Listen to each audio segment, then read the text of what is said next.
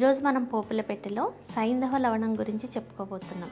అయితే సైంధవ లవణం అనగానే చాలామంది గుర్తుకొచ్చే విషయం ఏంటంటే, సైంధవ లవణం అయితే మనము రోజు డయాబెటీస్ వాళ్ళు లేకపోతే బీపీ ఉన్న వాళ్ళు సైంధవ లవణం వాడితే మంచిది అని మనం తరచూ వింటూ ఉంటాం కదా.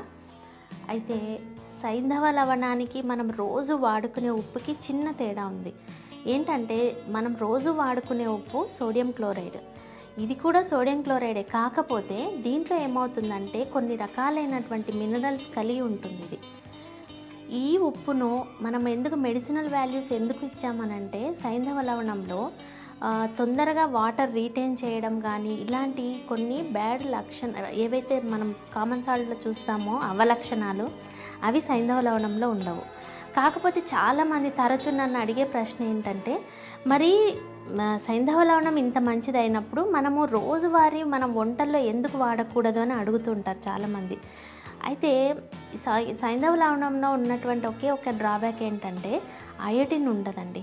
అయితే అయోడిన్ మనకు థైరాయిడ్ ఫంక్షన్ మంచిగా జరగాలంటే అయోడిన్ చాలా అవసరం బాడీకి. అయితే ఉప్పుని మనము ఇంకో రకంగా ఇది ఏ విధంగా ఉపయోగపడుతుందంటే, శరీరంలో గనక ఎక్కడైనా గడ్డలు ఏర్పడము, శరీరంలో బ్లడ్ ఫ్లో ప్రాసెస్లో కానీ ఎక్కడైనా కానీ అడ్డంకులు ఏవైనా ఉంటే వాటిని కరిగించగల శక్తి ఉప్పుకుంటుంది.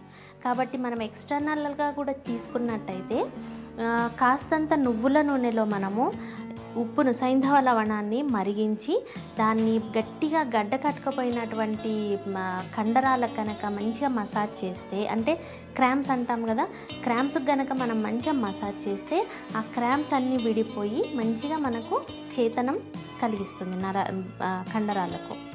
ఇలాంటి ఉప్పును మీరు తగిన పాలలో వాడండి, లేదంటే మనకు హాని చేయడానికి ఏమాత్రం వెనకాడదు. ఎందుకనంటే ఉప్పు ఎక్కువగా తీసుకునే వాళ్లకు కాల్షియం, బాడీలో ఉన్నటువంటి కాల్షియము యూరిన్ ద్వారా బయటికి నెట్టి వేసేటువంటి కెపాసిటీ ఉప్పుకుంది. కాబట్టి రోజువారీ మీరు తగిన పాలలో ఉప్పును వాడుకుంటే మీకు తప్పక మంచి చేస్తుంది.